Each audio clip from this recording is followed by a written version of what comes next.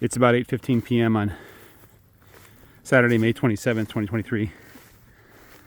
And it's about 72 degrees, nice and cool. The sun is setting. It hasn't set yet. It looks like it has, but it's just hiding behind clouds right now. Let me show you. The sun is back there hiding behind those clouds. This part of the field is dry like the last cell was. For reference, this is the rotation that started on May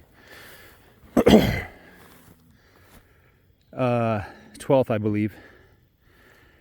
And this is the 5th section. I think it's the 4th and 5th cells. Yeah, there's 2 more cells to go. I'm probably not going to be in here Sunday morning, so giving them 2 sections, 2 cells. So I noticed that there's a lot of this grass that's definitely summer grass. And the further south I go in the field, the taller it is. It's well above my boots back there. The ground isn't as hard as it was when I put up the wire this morning, but it's still pretty tough, you know. So I think the summer grass is already growing. But it looks like here the spring grass didn't do so well. We're probably in a spot of the pasture that doesn't have very much nitrogen. So hopefully the cows will help to remedy that a little bit. Here's some of that grass that I found in the trees. I don't know what that is, but it's definitely got seeds on it. Let's get a close look at those seeds there. That's what those seeds look like. You can see it's pretty tall here. I caught one of the calves trying to play with the sheep. The sheep were just kind of trying to avoid a conflict, and the calf wanted to do some headbutting and pushing. You know, looks like they're going for the young grass. Yeah, they want that tender young grass. They're trying to avoid the woody old grass. So despite the fact that Judy doesn't put fertilizer down or anything like that, which isn't entirely true, when he gets a new pasture, he does kickstart the growth there. I think he puts like phosphorus, and he'll put lime down. And he'll also seed clover or different things that's necessary if it's missing. But so he does do some fertilizing. Something else that he does that if you don't watch all of his videos you'll miss is he does shredding. He does mowing. Not for the grass, but for the weeds that are left behind after the cows. And he has a big sheep herd that follows the cows and cleans up where they missed. And the sheep will do a good job of picking apart the young trees and the bushes and stuff like that and clearing land. But even they won't get everything. And so he has to come through in some of the pastures. It makes it sound like he has to do it at least every like 3 or 4 years for all of his pastures, but he has to go through and shred the weeds that grow up and don't go down, you know. And that's partially to clear sunlight for the grass below. It's also to knock those weeds out, like at the worst time for the weeds to be knocked down, right? So they're mechanical mowing.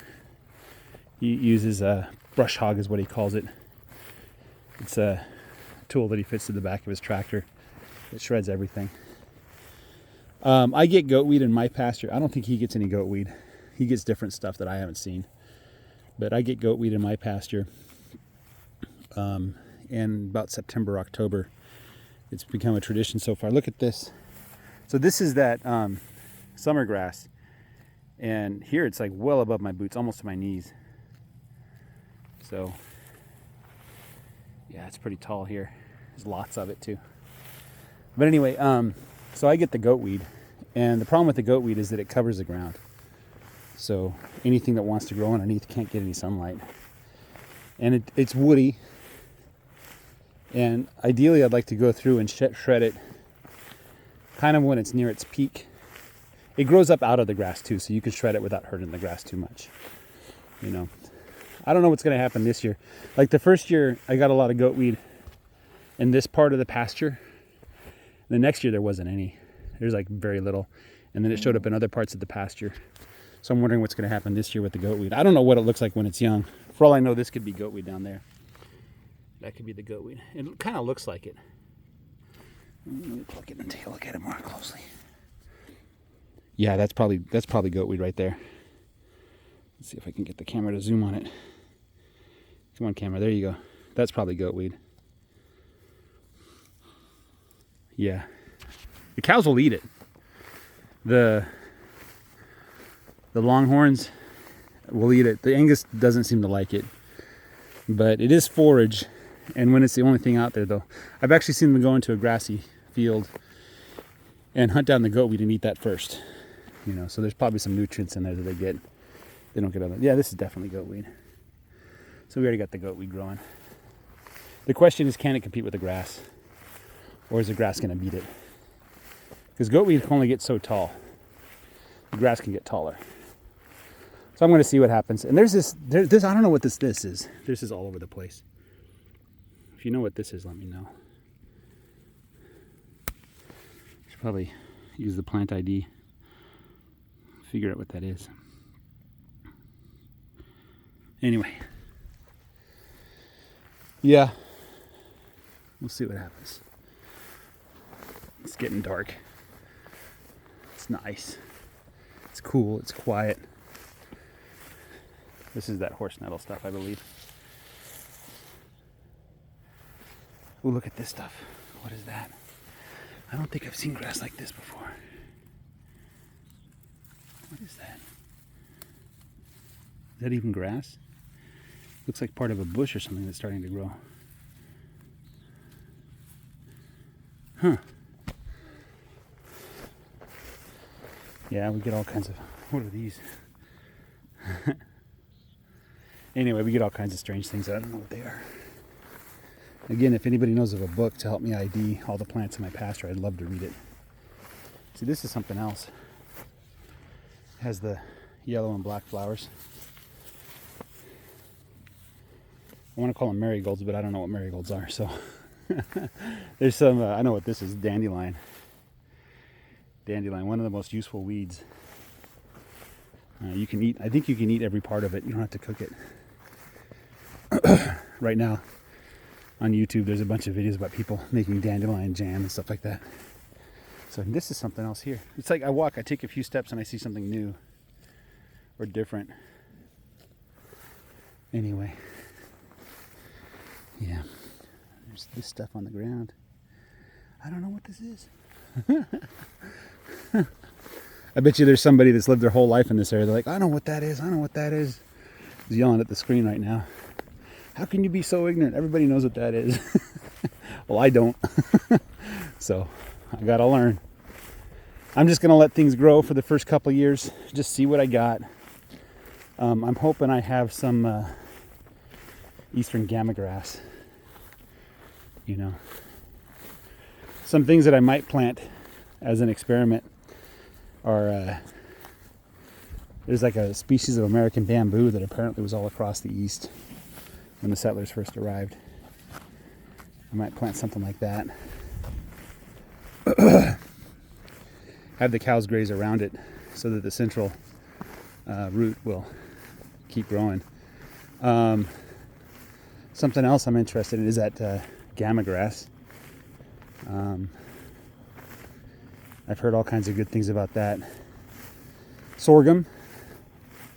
I'm interested in sorghum for a sugar source. I've seen lots of videos, and it used to be in the South. People grew that to grow sugar, to get sugar and syrup. So I'm interested in that as a sugar source. Beets are probably right out for this area, sugar beets, and they're hard to process. But sorghum's pretty easy. Apparently you just get a crusher that just squeezes the juice out of it and you just boil it down. So, anyway, that's all I got. Here's a nice big anthill.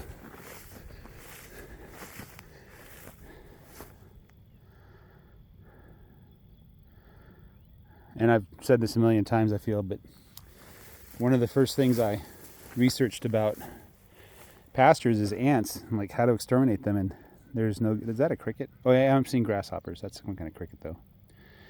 So I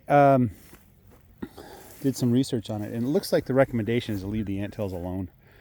One of the reasons why they're so good is they burrow underground and store nutrients. And I have seen times when the grass will grow in the anthill but not other places. So, you can see there's a species of grass here that's next to the anthill that I haven't seen anywhere else. I don't know what this is. But it's growing. There's a lot of it. I don't think it would be there save the ants. So let the ants do their thing. And when we get chickens out here, I'm sure the chickens will enjoy eating fire ants. They'll probably eat 100 of them in an hour. Anyway, that's all I got for you guys. Hope you have a great day. Take care and bye-bye.